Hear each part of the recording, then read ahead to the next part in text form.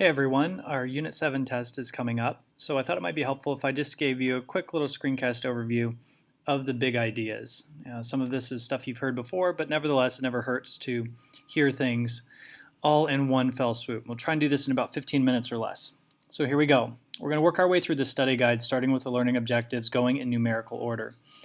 So if you look at the first two, it's my expectation that you're going to be able to identify forces of attraction between molecules. Remember, we're talking specifically about solute and solvent attractions now. So we need to remember those ideas from Unit 6.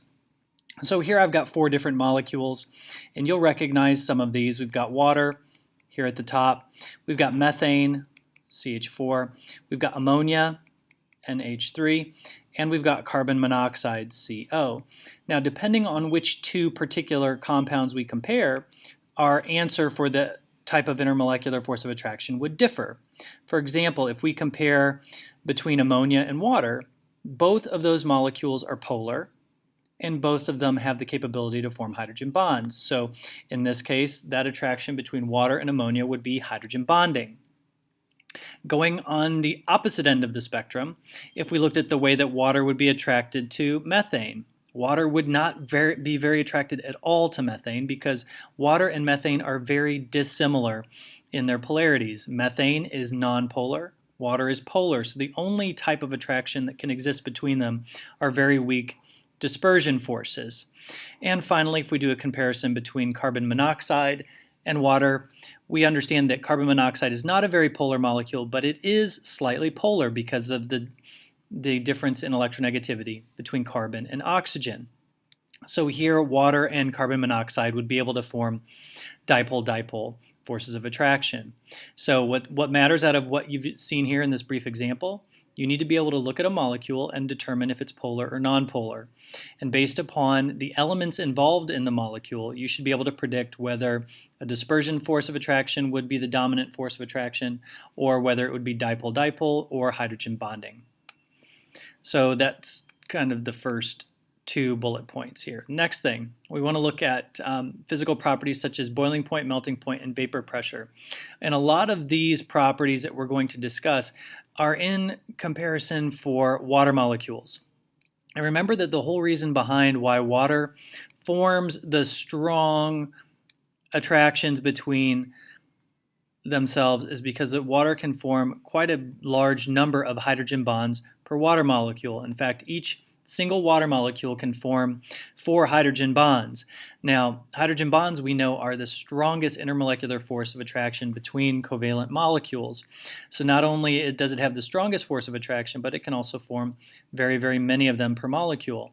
This leads to water having very high boiling points compared to similar hydrides in group 6, and a much higher melting point and a much higher surface tension and vapor pressure, or a much lower vapor pressure, I should say, compared to similarly bonded and shaped molecules.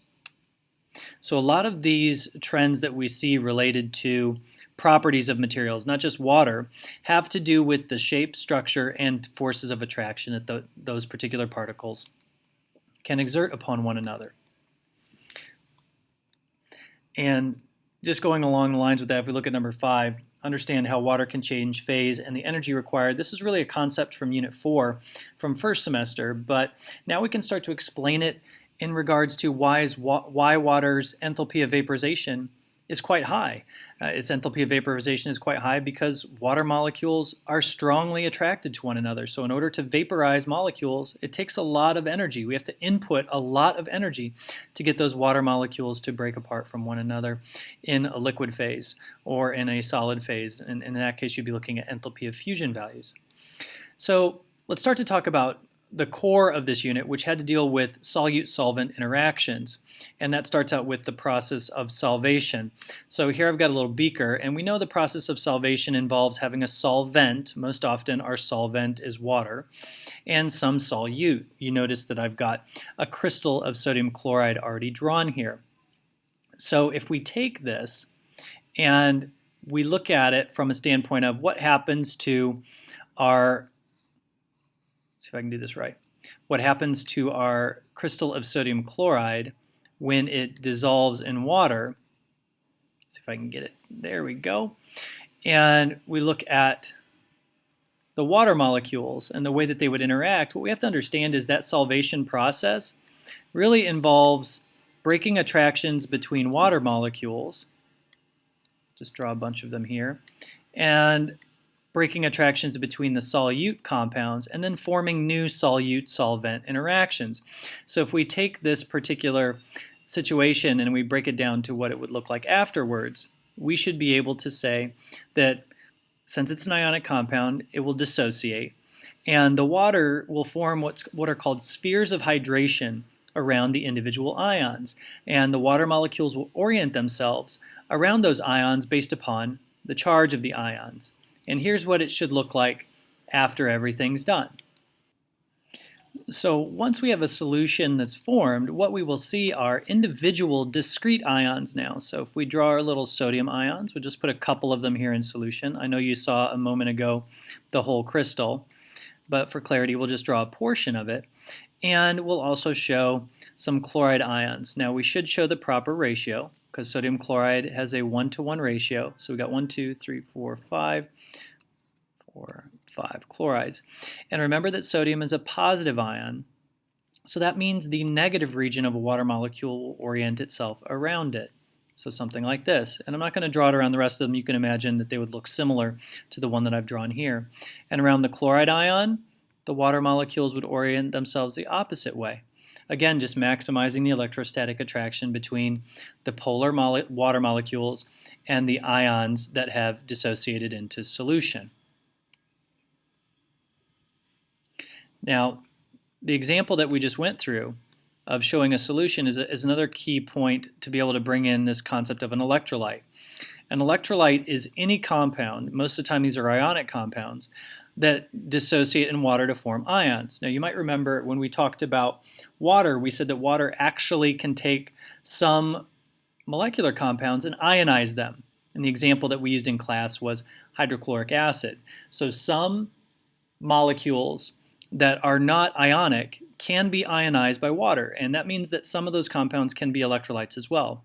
So just remember that an electrolyte is anything that in water forms ions. That would make the solution conductive, and that's the relationship between where we get electrolyte, the ability to conduct an electrical current. So there's a really good screencast for number 8, so I'm not going to go over it here, that talks about solutions, suspensions, and colloids. So if you haven't checked it out, it's in the Unit 7 folder on Schoology. And again, number 9 I think has been well covered in the lab activity that we did with potassium nitrate. Make sure that you're able to interpret a solubility curve for solids or gases for that matter, and understand the difference between the two, which we spent some time talking about when we first started this unit. The next thing let's focus on is Beer's law. Remember that Beer's law deals with specifically colored solutions, solutions that have some sort of overall color, and the way that light interacts with those solutions. And the big idea to take away from all the experimentation that we've done at this point is that the color of the solution that we see represents the photons of light that are transmitted through the solution. Okay? So whatever we don't see, those are the photons that are being absorbed by the solution.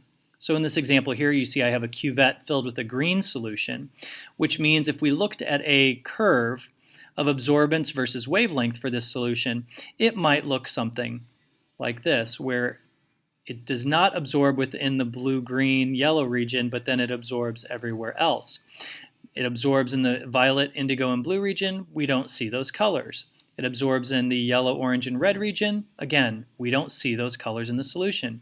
The color of the solution is what we see that is not being absorbed by the solution. And whatever is actually passing through the solution, those are the photons that are actually transmitted. So make sure you understand the difference between absorbance and transmittance in terms of the types of light that interact with a colored solution. And again, Beer's law only deals with colored solutions. It's not useful at all for colorless solutions. The last thing I want to talk to you about has to deal with ways that we represent concentration and some of the effects of concentration. So if we look at what's listed here, a key question to review would be from the POGIL activity that we did on properties of solutions. And make sure that you go over the very first problem set, A through E. Those are all very, very good and relevant problems dealing with different ways of representing concentration. And all of the values that are on the POGIL are fair game for the test. What I'd like to talk about more specifically now is the effect of those concentrations on a particular solution.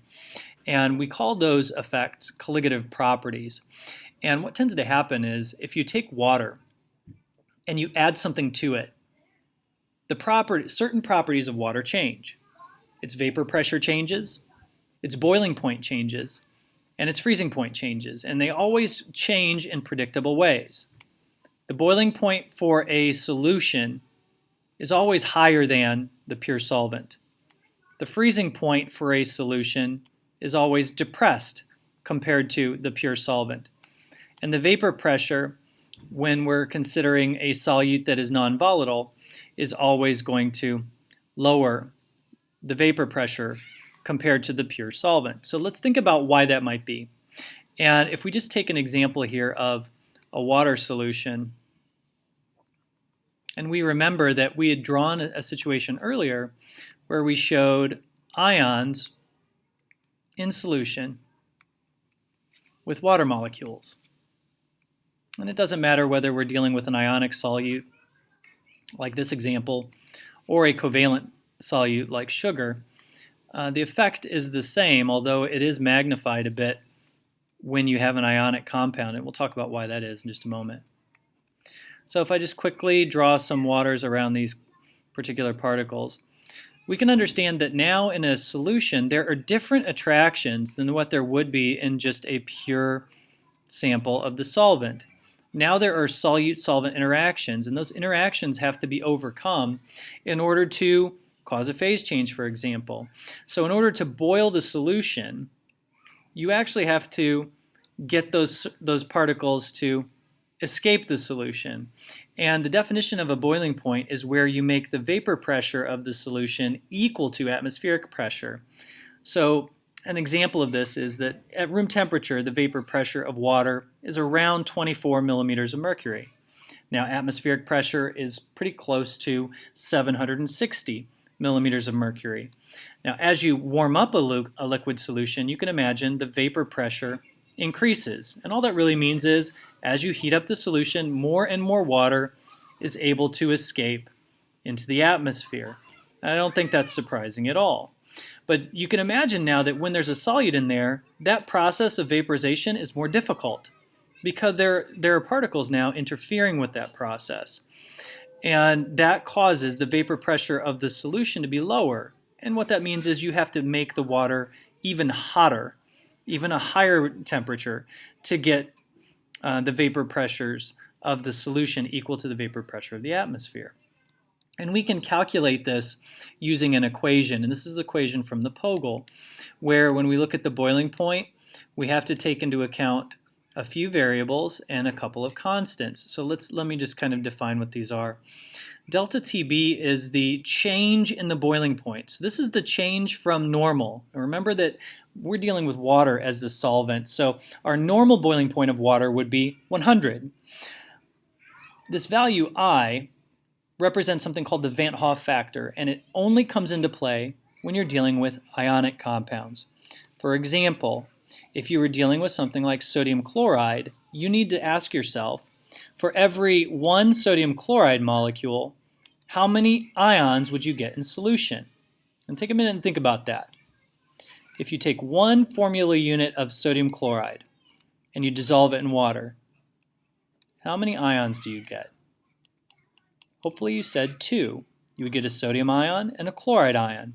In this case, that means our I value would be 2 for NaCl.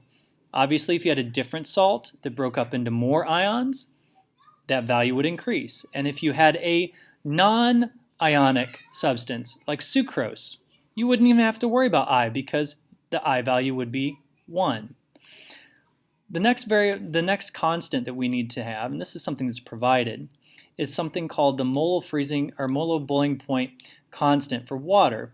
And this is a value that's provided to you, and it has a value of 0.512 degrees Celsius kilograms per mole. This just relates how much the boiling point is affected based upon the concentration of solution. And the final thing to understand is that we have a unit of concentration that correlates all of these values to the change in boiling point. And it's in molality. And remember that molality is defined as moles of solute per kilogram of solvent. So if you take this into account, you can calculate these types of problems quite quickly. The key thing you need to remember is whatever you solve for delta T, that's going to be how much higher than normal your boiling point would be. So if your delta T value was 2.5, the new boiling point of the water solution would be 102.5. So you have to add that on to the existing boiling point. And in a similar manner, when you use freezing point depression, you may notice that the freezing point depression constant, Kf, is negative. And that's because the freezing point is always going to be lower than the normal freezing point of water. So when you calculate this, you're always going to get a delta Tf that's negative. And for water, that means you're always going to have a freezing point that's below 0, because remember, water's freezing point, when it's a pure solvent, is 0 degrees Celsius. That's effectively an overview of the colligative properties that you need to be familiar with. So key things to keep in mind is the number of particles in solution matters. We see that because molarity plays a role, and also I, the Van Hoff factor, plays a role. Let's make sure we haven't missed anything. All right, I think that's essentially it. Remember, make sure that you go over how we calculate concentrations. And this was something that we hit in quite a bit of detail in the POGIL activity. Other than that, make sure you're familiar with the vocabulary and watch the other screencasts that I referenced in this video. Hope this is helpful, and we'll see you for the test on Friday.